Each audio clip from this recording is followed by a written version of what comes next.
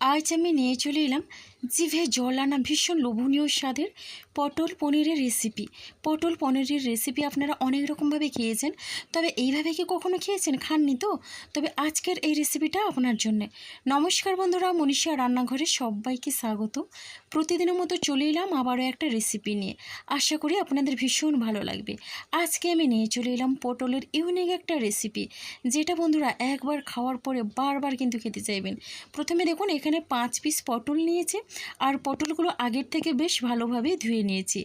এখন একটা ছুরির সাহায্যে পটলের গায়ে যে পাতলা আস্তরণ থাকে সেটা এইভাবে চেঁচে পরিষ্কার করে নিচ্ছি। পটলটা পরিষ্কার করে নেওয়ার পরে কিন্তু পটল ধোবো না, তার জন্য আমি আগের থেকে পটলটা ধুয়ে নিয়েছি। এবার দেখুন, পটলটা একটা পরিষ্কার করে নিলাম। এবার আমি দু সাইডটা কেটে নেব। একটা সাইড খুব ছোট করে কাটবো, আর একটা সাইড একটু বড় রেখেই কাটবো। বুঝতে পারবেন কেন আমি এইভাবে কাটলাম। দেখুন, এক সাইড এইভাবে ছোট করে নিয়েছি, আর একটা সাইড এইভাবে বড় করে কেটে নিয়েছি। একই রকমভাবে এখানে আমি সমস্ত পটলগুলো এইভাবে উপরের আস্তরণটা তুলে পরিষ্কার করে নেব। বন্ধুরা, পটলের এই রেসিপিটা খাওয়া শুরু করলে কিন্তু আর কোনো মতেই থামবে না। এটা খেতে এতটাই টেস্টি লাগে, আর ভীষণই কিন্তু হেলদি। তো যাই হোক, দেখুন এখানে কিন্তু সমস্ত পটলের এই পাতলা আস্তরণ চুলে আমি পরিষ্কার করে নিয়েছি। দেখুন, সবগুলো কিন্তু একই রকমভাবে আমি দুদিকটা কেটে নিয়েছি। এবার পটলের ভেতরে যে দানাগুলো আছে না, সেই দানাগুলো কিন্তু আমি বের করে নেব। আর এই দানাগুলো কিভাবে পটলের এই রেসিপির জন্য কাজে লাগে অবশ্যই আপনারা দেখতে থাকুন। ভিডিওর মধ্যে কোনো অংশ কোনো রকমের স্কিপ করবেন না, তাহলে রেসিপির মধ্যে আসল অংশগুলো কিন্তু আপনারা মিস করে যাবেন। তো যাই হোক, দেখুন এইভাবে আমি পটলের ভেতর থেকে দানাটা বের করে নিচ্ছি। রেসিপিটা ভালো লাগলে লাইক, কমেন্ট, শেয়ার এবং সাবস্ক্রাইব করে আমার পাশে থাকবেন। পটলের অনেক রকমের রেসিপি কিন্তু আমার চ্যানেলে দেওয়া আছে, চাইলে আপনারা দেখে আসতে পারেন। আর এটা আমি সম্পূর্ণ নিরামিষভাবে তৈরি করব। দেখুন, এখন আমি একটা পটল থেকে এইভাবে দানাগুলো বের করে নিয়েছি। দেখুন, পটলের ভেতরটা কিন্তু একেবারেই ফাঁকা। একই রকমভাবে এখানে সমস্ত পটল থেকে পটলের দানা বা বীজগুলো আমি বের করে নেব। রেসিপিটা এতটাই সোজা লাগেছে যে একবার দেখবে সে কিন্তু খুব সহজেই বানিয়ে নিতে পারবে। বানানো কিন্তু খুবই সহজ, আর খেতে লাগে অসাধারণ।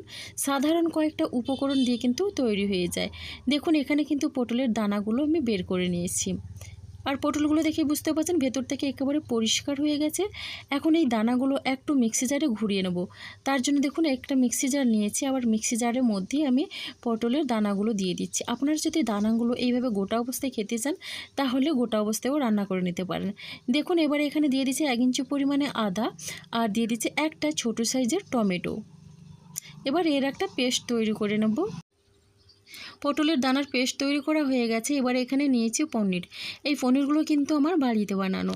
দেখুন, এখানে বেশ কিছুটা পরিমাণে পনির নিয়েছি, আর এখন রান্নার জন্য গ্যাসে কড়াই বসিয়ে দিয়েছি। এবার কড়াইটা গরম করে প্রথমে এখানে দিয়ে দিলাম সাদা তেল 2 চামচের মতো। তেলটাকে বেশ ভালোভাবেই গরম করে নেব। আজকে এই রান্নাটা কিন্তু আমি পুরোপুরি সাদা তেলেই করব। এমনিতেই আমার সব রান্নাগুলো কিন্তু সর্ষের তেল দিয়েই করি। দেখুন, এখন আমি পটলগুলো দিয়ে দিলাম। পটলটাকে হালকা করে ভেজে নেব, তাহলে কিন্তু পটলের চপটা খেতে ভীষণই ভালো লাগবে। আর পটলটা আগের থেকে একটু ভেজে নিলে চপটা কিন্তু পারফেক্টভাবে তৈরি হয়ে যায়। দেখুন, এখন একটু নাড়াচাড়া করে নিচ্ছি, আর গ্যাসের ফ্লেমটা একেবারে লোতে রেখে দেবো। এদিকে দিয়ে দিচ্ছি আমি লবণ স্বাদ অনুসারে, আর দিয়ে দিচ্ছি সামান্য পরিমাণে হলুদের গুঁড়ো। লবণ আর হলুদের গুঁড়ো দিয়ে বেশ ভালোভাবে মিশিয়ে নিচ্ছি। আর পটলের চপের জন্য কিন্তু পটলটাকে একটু ভেজে নিতে হবে, তাহলে পটলটা কিন্তু ভেজে নেওয়ার পরে এখানে অর্ধেকটা পরিমাণে সেদ্ধ হয়ে যায়, তাহলে কিন্তু পটলের চপটা পারফেক্টভাবে তৈরি হয়। দেখুন, ঢাকনা দিয়ে লো ফ্লেমে এটা ভাজা হতে থাক। ততক্ষণে আমি বেসন নিয়েছি এখানে 1 কাপের মতো, চায়ের কাপে 1 কাপের মতো বেসন নিয়েছি, আর বেসনের মধ্যে দিয়ে দিলাম স্বাদ অনুসারে লবণ, আর দিয়ে দিচ্ছি এখানে হলুদের গুঁড়ো। এবারে এখানে দিয়ে দিচ্ছি ঝাল লঙ্কার গুঁড়ো, খুবই সামান্য পরিমাণে মশলাগুলো দিচ্ছি। এবারে এখানে দিয়ে দিলাম জিরের গুঁড়ো। এখানে কিন্তু আর কোনো মশলার আমি ব্যবহার করব না। এবারে আমি দিয়ে দিচ্ছি কালো জিরে গুঁড়ো মশলাটা, এই 3টেই দিলাম। এবার কালো জিরে দিয়ে শুকনো অবস্থায় বেশ ভালোভাবে মিশিয়ে নিচ্ছি। শুকনো অবস্থায় বেশ ভালোভাবে মিশিয়ে নিলে বেসনের মধ্যে যে দলাভাব থাকে সেটা কিন্তু থাকে না। তো আপনারা চাইলে কিন্তু বেসনটাকে চেলেও নিতে পারেন। দেখুন, খুব সুন্দরভাবে শুকনো অবস্থায় আমি মিশিয়ে নিয়েছি। এবারে এখানে দিয়ে দিচ্ছি জল। অল্প অল্প জল দিয়ে একটা ব্যাটার তৈরি করে নিতে হবে।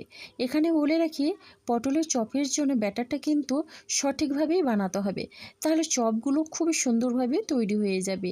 এবার দেখুন একসঙ্গে কিন্তু আমি বেশি জল দিচ্ছি না, অল্প অল্প করে জল দিয়ে ব্যাটারটা তৈরি করে নেব। বন্ধুরা, পটলের চপ এই রেসিপিটা বাচ্চা থেকে বড় সবাই কিন্তু একবার খাওয়ার পরে বারবার খেতে চাইবে। এটা খেতে ভীষণই টেস্টি হয় আর অনেকটা মুখরোচক। দেখুন ব্যাটারটা কিন্তু আমার প্রায় রেডি হয়ে গেছে। এবারে ব্যাটারটা ঢাকনা দিয়ে রেখে দেব সাইড করে। এখন আমি দেখে নিচ্ছি পটলগুলো যে ভাজার জন্য দিয়েছিলাম, ঢাকনাটা খুলে একটু নাড়াচাড়া করে নিচ্ছি। আর পটলগুলো দেখেই বুঝতে পারছেন পটলটা কিন্তু অনেকটা পরিমাণে সেদ্ধ হয়ে গেছে, সুন্দর একটা ভাজা ভাজা কালার ধরেছে। এইভাবে ভাজা ভাজা কালার এলেই কিন্তু নামিয়ে নিতে হবে। পটলটা কিন্তু খুব সুন্দরভাবে সেদ্ধ হয়ে গেছে।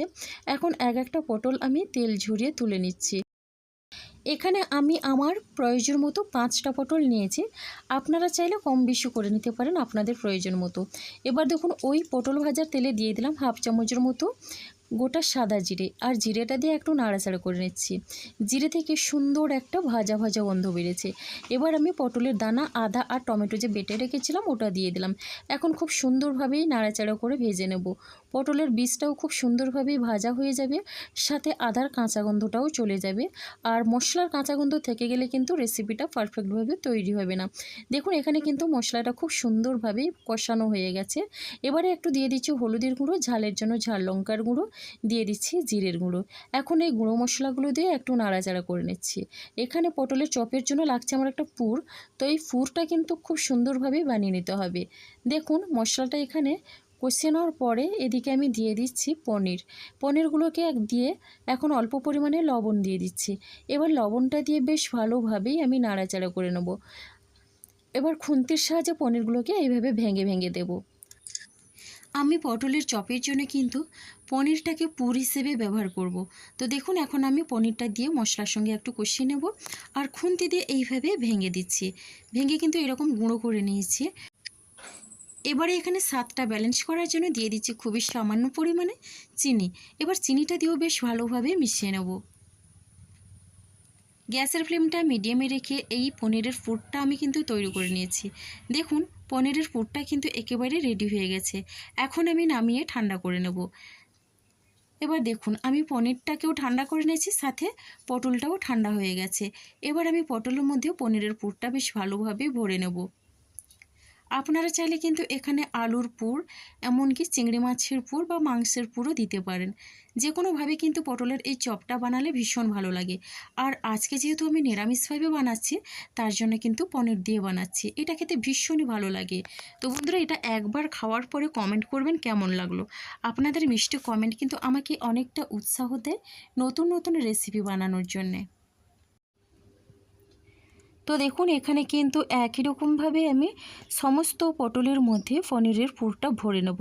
আর হ্যাঁ, এটা কিন্তু একেবারে ভর্তি ভর্তি করে ভরে নেব, একেবারে চেপে চেপে পুরো সেট করে দিতে হবে, যাতে কোনো রকমে এই পুরটা যখন চপ ভাজা হবে বেরিয়ে না যায়। দেখুন খুব সুন্দরভাবে কিন্তু পুর ভরা পটলে রেডি হয়ে গেল। এবার ভেজে নেওয়ার পালা।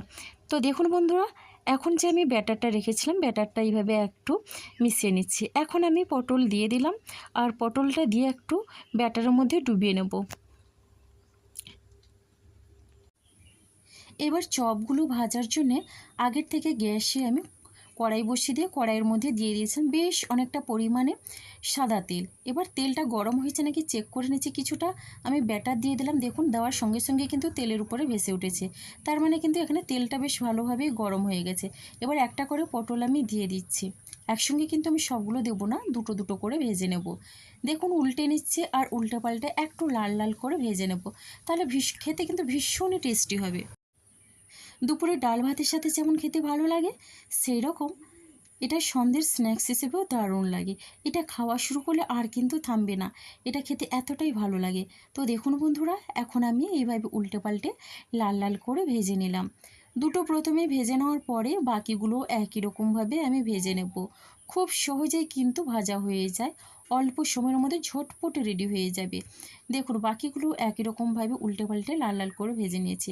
গ্যাসের ফ্লেমটা কিন্তু এই চপগুলো ভাজার জন্য আমি মিডিয়ামে রেখেছি, কোনো রকমের হাই ফ্লেমে রাখিনি। হাই ফ্লেমে রেখে ভেজে নিলে কিন্তু পুড়ে যাবে, তাহলে খেতে ভালো লাগবে না। এবার দেখুন চপগুলো কিন্তু আমার রেডি হয়ে গেল। আর কতটা লোভনীয় হয়েছে দেখেই বুঝতে পারছেন। একবার হলেও ট্রাই করার অনুরোধ রইল। তো দেখলেন তো বন্ধুরা, অল্প সময়ের মধ্যে কিন্তু পটলের চপ একেবারেই রেডি হয়ে গেল। কতটা লোভনীয় হয়েছে দেখেই বুঝতে পারছেন। তো বন্ধুরা, সামনে জামাই ষষ্ঠীতে কিন্তু আপনারা এটা চাইলে পরিবেশন করতে পারেন। আর জামাইরা এইরকম চপ পেলে কিন্তু ভীষণই খুশি হয়ে যাবে। সবাই কিন্তু তৃপ্তি করে খাবে। তো দেখুন, এই চপগুলো একটা কেটে আপনাদের দেখিয়ে দিচ্ছি ভেতর থেকে কতটা লোভনীয় হয়েছে।